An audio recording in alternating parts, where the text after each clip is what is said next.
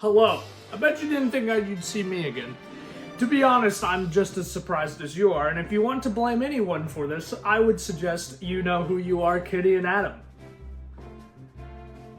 They told me to do this again. Anyways, so, you may be wondering, what are we doing here today? Well, we are going to be discussing series I've watched or read. It doesn't necessarily have to be anime and manga, though it will probably likely be a lot of anime and manga, just because that's what I consume a lot of. But the reason I wanted to do this is because, one, I hate the way they do rating systems, god dang, like, in actual popular media with, like, the 8.72 out of 10, and, like, nothing can ever be a 10, because, like, nothing's ever perfect, or something that is a 10, you know is just a 10, because there's clearly, like, bot, right, is the rating. So the way I've made my rating system, which I'll put on screen now, I think is a little bit better. Of course, I'm going to tweak it around as we do a few of these, get the ball rolling a little bit. And this is also just to say, the series is called Mid or Masterpiece, alright? Mid means that you have gotten a 10 out of 20, okay? That does not mean you're bad, that means you're average, alright? I want to go ahead and tell you that you're average. If you get below mid, then you're a little bit below average. But like above that is still like above average. I want to make that perfectly clear. I'm not the type to give you back like, we'll say what's a 70? What is that, like a 14 out of 20? A 14 out of 20 to me is good. Like that's something I would recommend to people. And then like as it goes up, obviously it gets better and better. And I will say this, mysteriously, you can get above a 20 due to bonus points. If I believe you succeeded so well at one thing, that I'll give you a bonus point, and maybe you get like a 21 out of 20, in which case you're really good. So, now, also, to set aside this, I am going to tell you right now, because I think this is important, and I respect everyone's time, as I believe maybe you don't have a lot of time to watch this whole video. That is fine! Click to this point in the video, which should be very close to the end, and it will literally just give you my rating and final thoughts. Alright, because there are going to be spoilers. I'm talking about a series I just finished, right, which is Windbreaker, and I don't want you to like get spoiled if you're going to go and watch it, and if you just want to see like a rating and then go watch it, do so, and then drop a like on the video, or save it in a playlist. I really don't care how you do this, or if you're going to remember to do this, don't even do that, and then come back and see if your rating is different from mine. Because I want this to be like a two-way conversation. I want to see what you all think about the shows that I'm reviewing, alright? I want to know whether you think I'm doing a good job. Maybe I missed something, right? I'm not perfect. The stories we're going to be reviewing are not perfect. That's why I believe the whole 10 out of 10 system is a sham. But I want to be able to improve, and I want to be able to have that two-way conversation. Now also, if you just say, no, you're wrong in the comments, I'm not going to pay attention to that. You have to give me like at least like 2 sentences-ish worth with an actual reasoning. And don't feel bad if you paragraph spam me. I love the paragraph spam me. Do it, please. Tell me why I'm wrong, tell me why I'm right. Tell me maybe you took it a different direction, right? Doesn't have to be support or a disagreement, but you're like, hey, I thought this was different because of X, right? And I think that's very important to me because I want to have a two-way conversation. I love these stories, and I want to talk about them. Now, with all of that being said, all right, we are going to be talking about Windbreaker 1 because I just finished it, and 2 because I think it's actually a good series to start on. Why do I think that? Because the way that anime is going right now, and we'll just get into like what I believe, right? As I go through, you'll see how I do the rating. The way that anime is going is it gets into like these overcomplicated plots, right? It's like, and I know that people are going to be like, oh, but this isn't everything. But like you kind of get where like, I saved the world as a refrigerator, right? You understand what I'm getting at, where like it's an overly stupid idea that is funny, and then they're just like, oh, but you have the whole fate of the world and the balance. And you know, it's like, there's no real like cut and dry, this is just kind of like real life in a way, or like based off of just like very bare bones. It's like, this is a simple story, right? Not saying simple is bad. I think that gets conflated a lot, but simple is not bad. You just have to do things in a different way, right? And I think Windbreaker does this very well because it's essentially, if anybody has seen Tokyo Revengers, which I'll get to that series later, it's like Tokyo Revengers without like all of the bad stuff that made Tokyo Revengers like not that good, which was the time travel and like the really bad main character, which leads me into the first category that we're going to be talking about. Not characters yet, but we're going to be talking about the beginning of the story, all right? Because the beginning of the story is important, right? You gotta hook me as an audience. I'm also going to be honest, this is essentially free points. This is literally free points because, like, I'm gonna be honest, guys. You literally, in a beginning, people think it's overly complicated. You have to have this insane level of god tier beginning to hook characters, everything. You gotta throw it at me all at once. No, do not overload your audience. If you overload your audience, you're just gonna get them to run away. It's like, imagine if you walked into Elden Ring, right? And then when you were like first quest into Elden Ring or any like open world like that, they just bombarded you with every quest in the game without you like having to unlock them as you journey. You would literally probably just get like information overload and just be done, right? Like, I don't like that. I don't appreciate being yapped at a lot. You know, I understand. So the beginning, essentially free points. You get an easy 3 points. Like, if you can do it. It really is just like so simple. And I will say, Windbreaker does a very good job, so I'm gonna give it a free 3 points there. I think it works out perfectly because it literally just sets up the main guy, right? He walks into town and he has like trust issues because apparently he was made fun of the way he looks like his entire life, and people thought he was weird, distrusting. So he goes to this like school full of delinquents thinking, I can be the top dog of all the broken people in the world.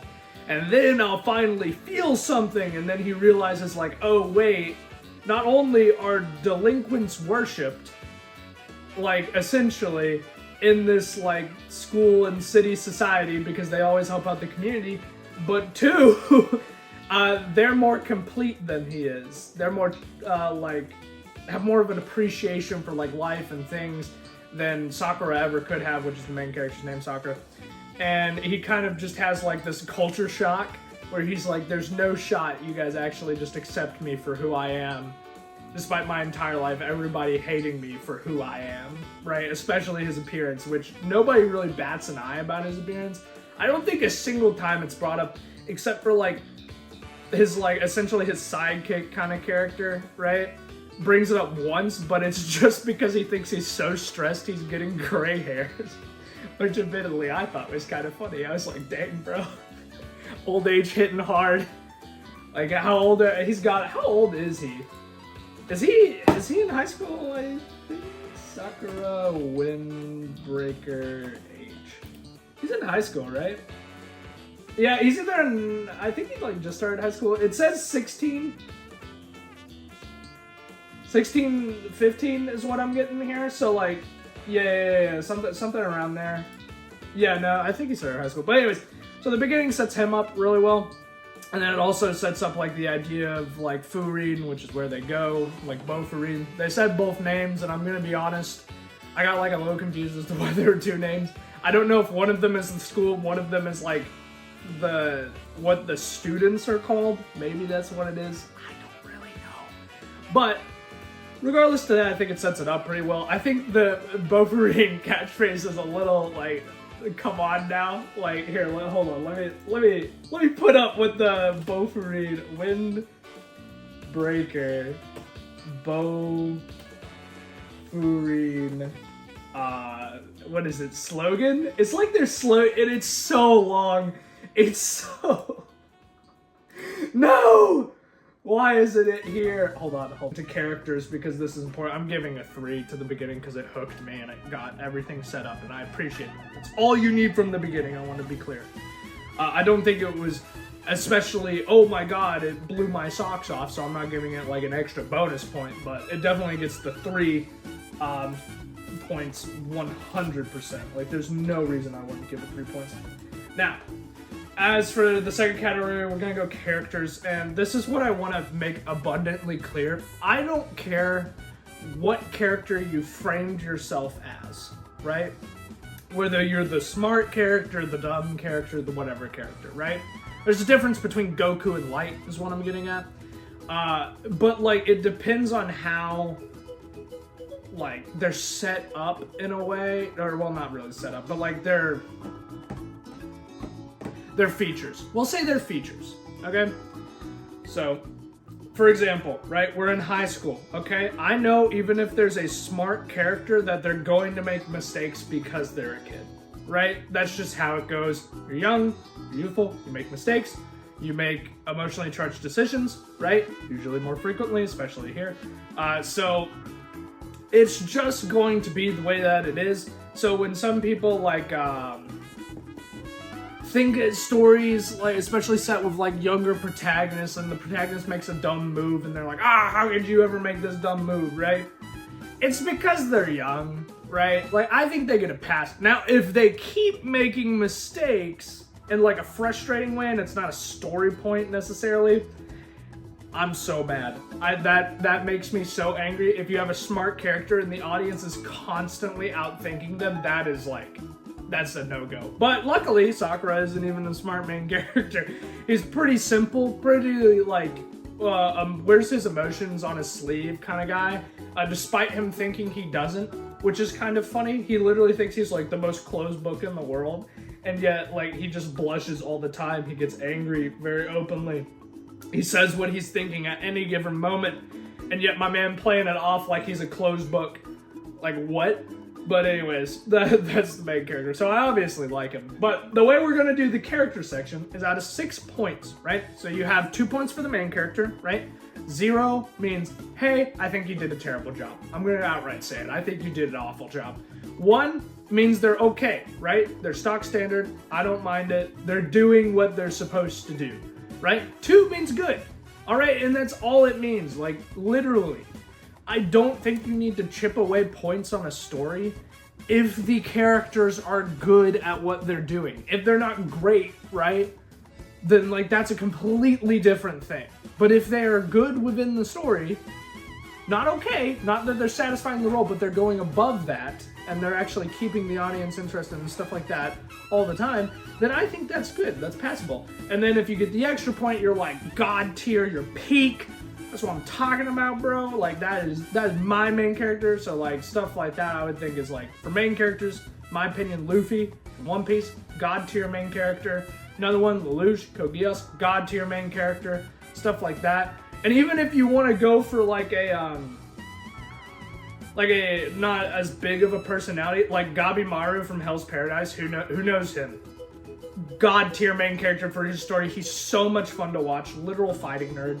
But, and stuff like that, like, you literally, your main character has to leave an impression on the audience. They have to have a certain amount of charisma, to leave an impression on the audience. Because if they don't, then I don't care about the story for the most part, right? And I'm a big believer that even if your main character, like, is bad, as long as the villain is good, because I think the villain is the core part of any story, then you can kind of function. But like at the same time, with how like most stories are advertised, like it's the world and then the main character, like the 2 things you need to have for a good advertisement. And then the villain is the thing that holds the entire story on its on their like shoulders. They're like, I'm the bad guy, and without me this story would be absolutely nothing. But you know, that's for another day. So granted, what do I think about Sakura right now in the story, which I've only watched to episode 13. I finished the anime. I did not watch the rest of anything, right? I think that he is a very good main character for what he is. I think they're doing growth very well in him, which is another thing that I think is important. Even if you are having a simple main character, one that's stagnant, right? Like, take example here, we'll just go, like, probably the easiest one of this, Goku. Right? Goku is a very static main character. He does not do a lot of like soul searching type deal. He is very much who he is throughout the entirety. However, he still grows as a person, if that makes sense. Like Goku before Super Saiyan, if you watch Z, and Goku after Super Saiyan are 2 different people. Though he didn't really change, right? If that makes sense, he just like developed in a way. So simple main characters still have to develop. That doesn't mean character growth does not apply to them. Character growth is necessary. It just has to happen in a way that doesn't change the fundamentals of their character, right? Stuff like that. And as for Sakura's case, he goes through a very nice character arc. One, which the anime covers as, I think, acceptance and feeling like there's a home for him.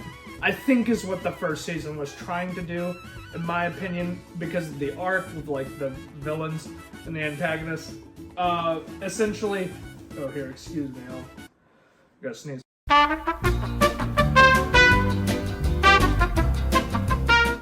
Like Sakura is very distrusting at the beginning, right? So therefore, him going on this character arc and eventually trusting his friends, eventually trusting the people of Bouvarine, and then understanding other people where he didn't before, even though it's like only sometimes, right? He understood the other guy. I believe his name was Sugish. No, Sugishta is the one with the long hair. Hold on. Windbreaker characters. What is the guy with like, he had the glasses, and then he was like my Togame. He has his fight with Togame, and then he kind of like figures out how to communicate with people in a way that's not just like talking, kind of like in a fight, which I think is important for a series that revolves around fighting and, you know, gangs and like punk street fights and stuff like that. Is very important for you to have some level of communication going on there, because otherwise it's just a fight. And in stories, and I believe this to be true, you need to make multi-purpose actions, right? So like, if you're having a big climactic battle, it can't just be a big climactic battle. It has to do character growth. It has to set up characters. It has to do all these other things. It has to be multi-purpose, right? And if you just do one thing after the other, like in a very linear way, the story gets stale because there's never anything to like surprise. There's no like progress being made, right? Which to some, this would be a very, like, obviously there's going to be character growth after a big battle, but, you know, in some stories that's not the luxury, right? Some stories you have this big battle and you're sitting there like, oh boy, I can't wait, or this big climactic story beat, right? And I'll go on a rant here for a second, that you would think would change at least something, and then you can sit there and it's the same story loop for like 100 chapters, rent a girlfriend. But anyways, I just wanted to get that off my chest. So, with all that being said, I think that Sakura goes very well for being this super distrusting person, and he shows growth, and he also carries the story because he has a very simple personality and a dynamic environment. Therefore, we as the audience can feel grounded with him, which is nice. So I'm going to give him the 2 points. So we're at 2 out of 6. Now, we're going to move on to the antagonist or villain section, right? Which, of the first season of Windbreaker, there's only really like 1/2, which would be Togame and, what is his name? Choji, that's right. So, here's what I have to say. I think Choji hurts Togame, because Togame's arc is beautiful. Like, as an antagonist, he is quite literally what Sakura needed to go up against. Like, no shot different. He needed to go against Togame because of what he meant for the story. He was kind of like this epitomization of like one strength in a way, but also kind of like gatekeeping, right? Which is very good against Sakura, right? A guy who gatekeeps other people from himself, and then he realizes he can let other people in. And also the fact that Togame is like this, he doesn't even want to be the villain, but he's playing the villain so that Choji, the other guy, can like still be fine, but it's not. And so this is the reason I think Togame, if he was by himself, right, and he's just that guy, the unwanting villain, but he has to play the part, which is essentially his character, and he just has a freaking baller design, let me tell you, freaking awesome design. But if it was just him, it's good, because he represents stuff that Sakura has to deal with, and he's also just a threatening main villain and neat in a way. His design is very like eye-catching compared to a lot of the other people who just wear the street jackets. He also wears like almost like what is it? I know it has like a, but he's wearing like temple clothes. Like it's very Yeah, and he wears his goddamn sandals everywhere. Like his wooden my man be repping the wooden sandals like I'd be repping the Crocs. He just never takes those things off. But he's super cool. Now we're gonna get to Choji. Choji is what I like to call, you went somewhere with an idea and you just didn't, like, the execution was not there. And the reason I think that is because it's doing boredom and essentially depression, right? Is what Choji's character is as a villain, right? He's this guy who searches for the pinnacle of strength, right? He gets lost along the way. We have seen this character before, but it's taken instead of like this guy who's very like malicious, right? Which he is, but more in a childlike sense. It's taken as more of like, he's bored, right? He's trying to find happiness. Why can't he find happiness? Happiness is supposed to be here, at the strongest, at the pinnacle, right? Why isn't it? That's what he's conflicted about, and so he sort of gets like depressed in a way, where he thinks he has to make his gang the strongest so that everyone is happy and he can reach this like pinnacle of like pleasure and like satisfaction, right? And so he starts beating up his own gang if they lose and stuff, which is not the route you want to go, right? But the reason I don't think it works is because he just doesn't really like make sense towards the end. Because you're thinking if it's like characters of like boredom, right? Like who's a great example of boredom? Light from Death Note, right? And granted his story is way different, but boredom affects him in a way like he tells you from the very beginning. He's literally like, this world is rotting and he's so bored, right? Ryuk also says it, which you could argue is another character that is done well with boredom. And things about bored characters is they'll just start to like do things just to get like to feel something, right? Whereas Choji's not really doing it to feel something so much as he's doing it to like chase this vague idea of greatness, right? And also the correlation that he drew where he was like, oh, if I'm, you know, the strongest, I'll have the best battles, and then that's where the most fun is, and then everybody can have the most fun. I don't know anybody who would think that way. Like, the one thing about a character is you have to make them somewhat realistic to how an actual person would think, regardless if they're like an alien like Frieza or something like that. They have to have something that would like be like, oh, you know, like I can see that, right? Choji, I just can't see the lines. I can't see how this man connected the dots at all, which just makes him like this really weird character.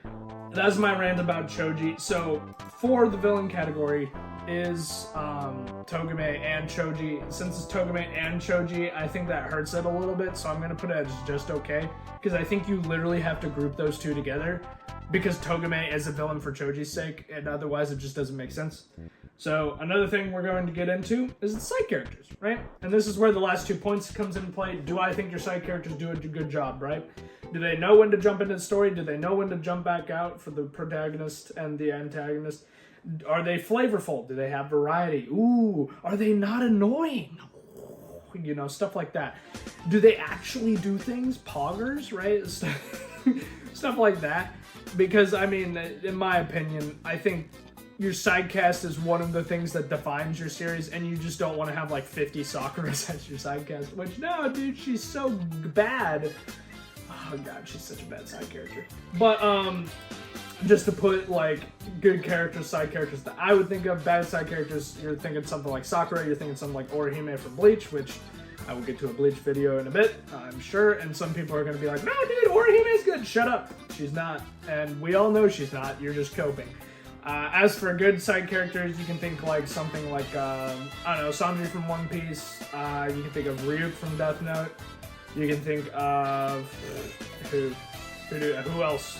I can think of a lot, but I mean, you know, like, who do you really want? There are a lot of good examples, right? Ooh, Yami from Black Clover. That's a goat right there. But stuff like that, where it's like the character serves a very good function within the series and does it very well, and I like that. So, I'm going to go ahead and tell you, in the Windbreaker, do they have good side characters? Yes, they have great side characters. Very strong side character cast, and they also leave an impression on the audience. You have like Suo with his eye patch, which I like Suo.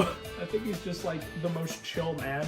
I'm sure he is not when he like actually like gets serious, but like oh my god, is he the most chill among chill mans.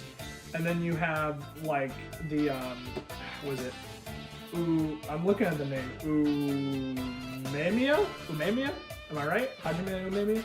The head guy, great personality. Literally like so much better than Mikey from Tokyo. I know people are going to compare this show to Tokyo Revengers. I just want to put you, I cannot even begin to describe how much one better Satsuki is than whoever the heck, I can't even remember. I just know him as like the crybaby.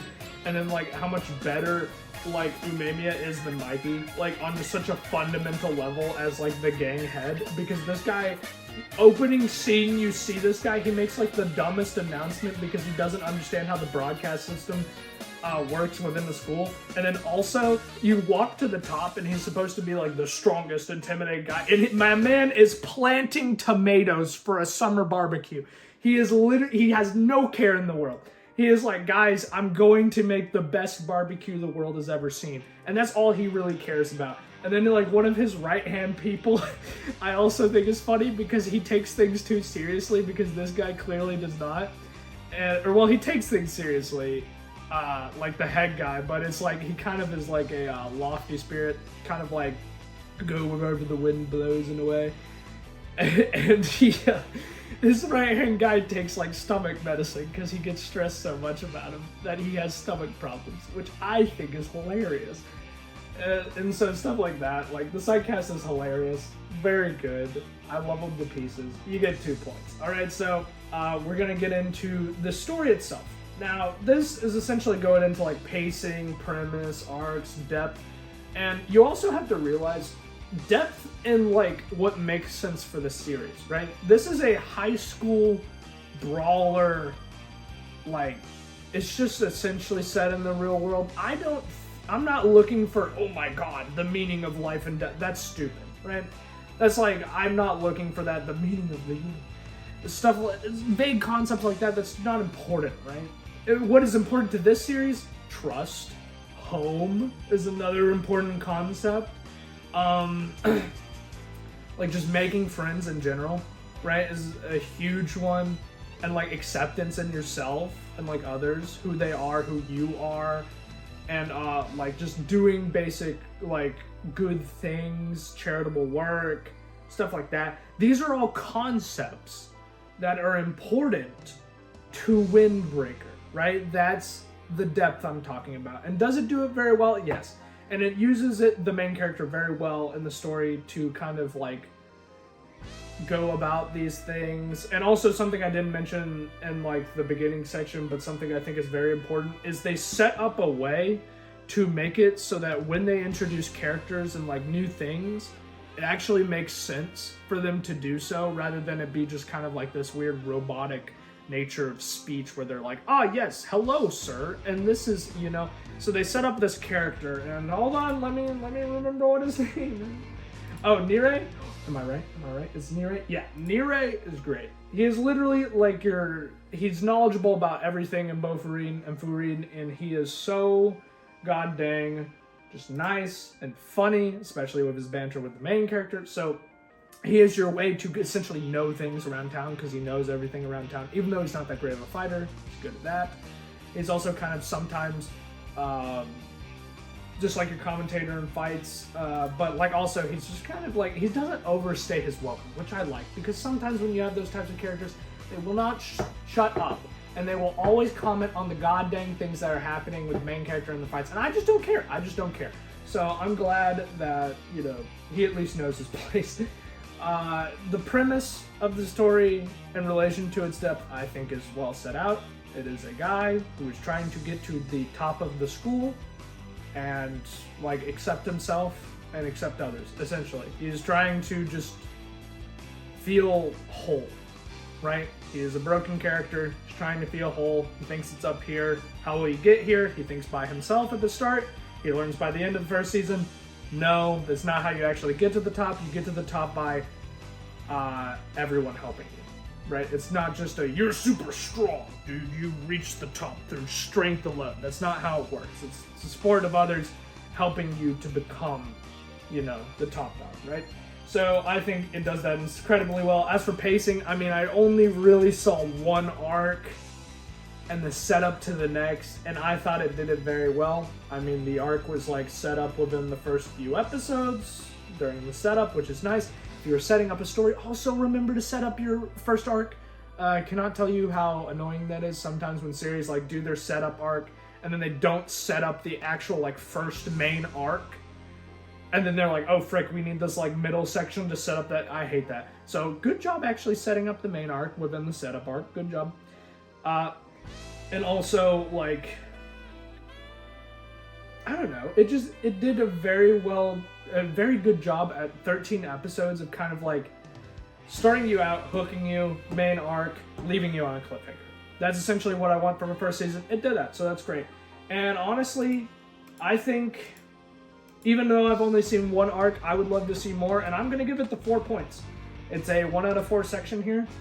4 points. Next we get to world building, right? And this is world building that also makes sense. And this is something I think it struggles with, just the teensiest bit. And the reason I think it struggles with it is because, like, world building is an art. It is very hard to world build, right? And the main problem with world building in a story that, like, doesn't have, like, a fantasy world or anything you can kind of meld with, because this is set in the real world, the problem is you have to set up things in a way that doesn't feel clunky, right? Because you can't just go from, like, this main fight to this main fight, right? You have to kind of set up, oh, and then this person. So if you're doing it, like, from a gang's perspective, right? Like, they have a fight with a gang, and then, ooh, there's somebody in the crowd that's actually not from this gang. They're from this other one. Oh my god, that's world building, right? You're building into another gang or another city or another town in this instance while something's going on. And I like that fluid motion, and that's very important to me, right? I don't like clunkiness. I think clunkiness throws itself off. And granted, like, there wasn't much time for clunkiness in 13 episodes, so, like, it didn't really make me that mad. But with the world building aspect, the cliffhanger they leave you on is very just odd. Because it's literally like, oh, we dealt with this one gang, right? Which was Togame and Choji's, like, whole deal. I can't remember what their gang name was. But then they, like, immediately after, they have, like, this section where Sakura becomes the class leader, right? The class rep, if you will. And then, or I think it's called class captain or something like that. And then immediately after, they cut to, like, this guy getting beaten up in the alley. And then, oh, look, it's a new gang, right?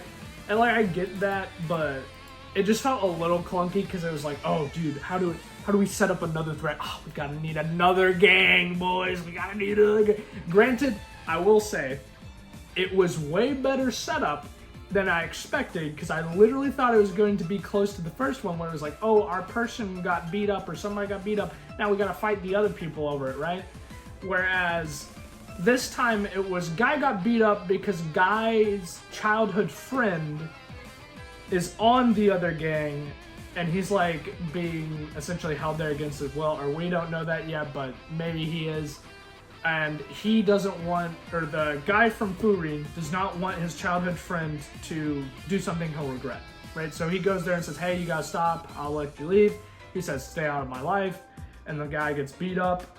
And then essentially Sakura finds this out by the girl who is friends with both of the guys. And he essentially says, hey, what the heck's going on? And she tells him, and then essentially after she tells him, Sakura gets the entire class, and they just kind of like are about to storm Kiel or whatever it's called, which funny, I remember that gang name, even though it didn't have anyone really. Other than, like, I guess it's because I just watched it. I just finished the episode 13, by the way, because I'm watching the dub.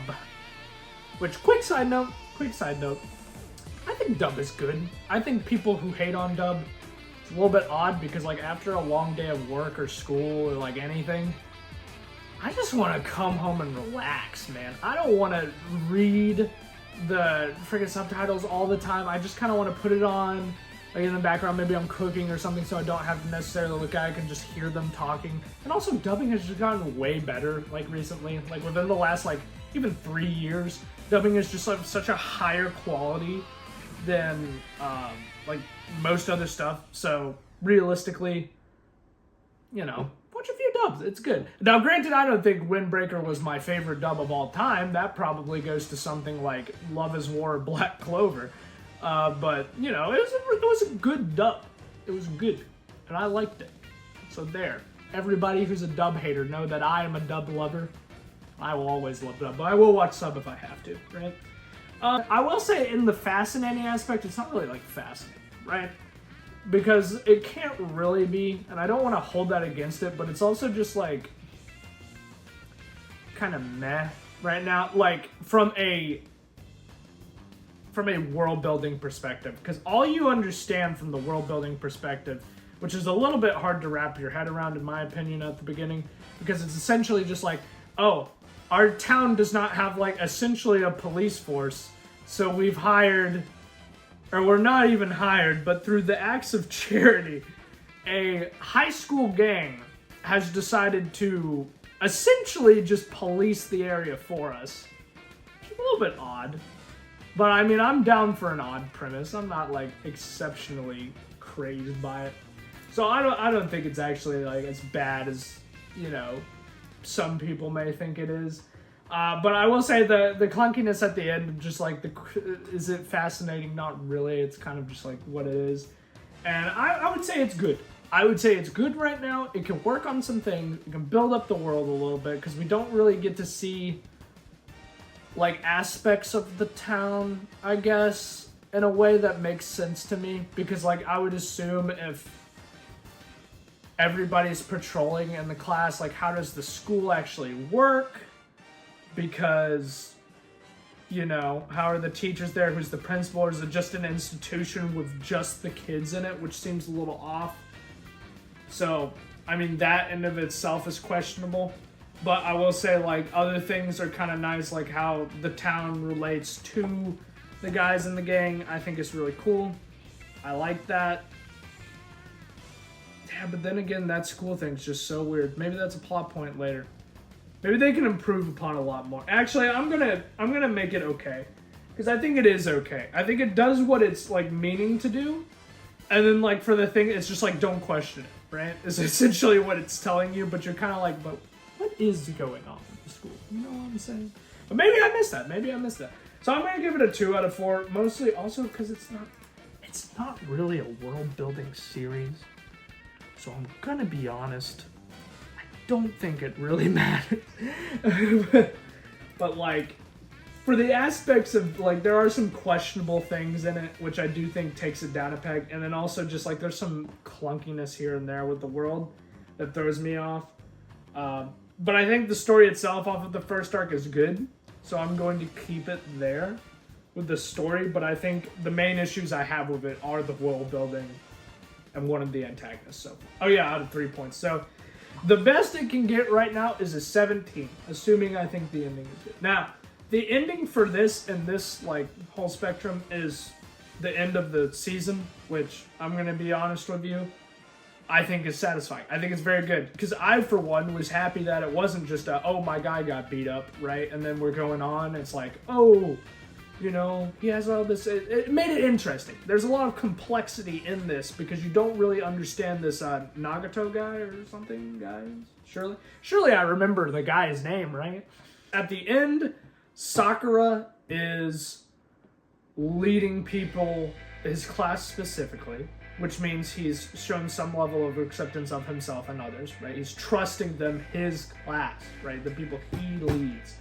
And I think that does prove the character arc from the beginning, right? It could probably still be improved upon. I'm not asking, like, his trust issues are completely gone. I think that's a little bit, you know, hopeful.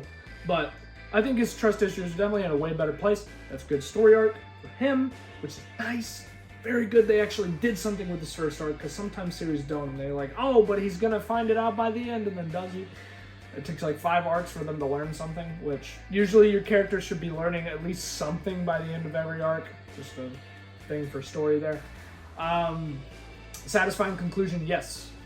I think it is very satisfying. It actually made me feel pumped up. I was like, oh snap! Class, I don't even know what their class is. I think it's like first years. First year's about to mess up the Keel people. And I was so excited about it. I was like, oh my god, we got like everybody here. Workout dude, never remember his name, as you can probably tell. And then freaking pink hair guy. I love pink hair guy. I don't remember his name, but he's so funny. In the dub, he talks in like just the most chill voice imaginable, probably. And he also has a hot dog phone, which baller hot dog phone. I don't have a hot dog phone. Dang. I mean, oh, I'm recording using my phone. But it's a one-piece phone case, so let's go, baby. Satisfying, interesting. Yeah, it's interesting because you don't really know what's going to happen at the end of the fight. And I think that's cool. So I am going to give it a 3 out of 3. Also, the ending doesn't have to be like this whole like world-ending like apocalypse resolution type deal, because it's literally the first season of 13 episodes, and I know there's more. So I'm just expecting it to be decent, right? Which it was above that. It was very good. So it gets the good category. It is a phenomenal series that does what it wants to very well, which is, hey, we have this high school brawler premise, right? We have a guy who doesn't trust people. Boom, by the end, he's going to trust people. And boom, he's going to probably be the leader of Furin. And you're going to watch him because he's just a great freaking guy to watch, right? I want to watch him fight. And God, are his fights good. Oh my God, are his fights. It's so much better than like most fights where there's like a ton of like dialogue, no jutsu, right? He's literally just like fighting and communicating with the fist, so you don't have to have that pause every time, right? Granted, there is some pause in dialoguing, but my God, the choreography on some of these fights is so cool. Like, they're actually just like neat fights. And it's so refreshing to have that without just like 50 different like powers going off and you're like, oh my God, what the heck's going on, right? Because I just watched Jujutsu Kaisen Season 2, and I'm gonna be honest, I will do a video on that one probably, and the fights were like cool, but I think they got lost in the sauce like towards the end, and I just couldn't tell what was going on. With these, it's just this fight, nice, choreography is beautiful, I can actually understand what's going on, and it's great. Also, opening is a banger. If anybody has heard the Windbreaker opening, my God, it's so good. Oh, so good. I wish every anime had such a banger opening, but sadly, not true. So, great series. I would definitely recommend it to everyone. And, you know, I'll see you in the next one. Oh, and also, hope the second season's good. If not, this would be a very funny thing, because I'm going to improve on this after the second season comes out. God, it would suck if it just, like, it tanked all of its 17 out of 20. Or maybe I'll improve it. Who knows? Who knows? Anyways, adios.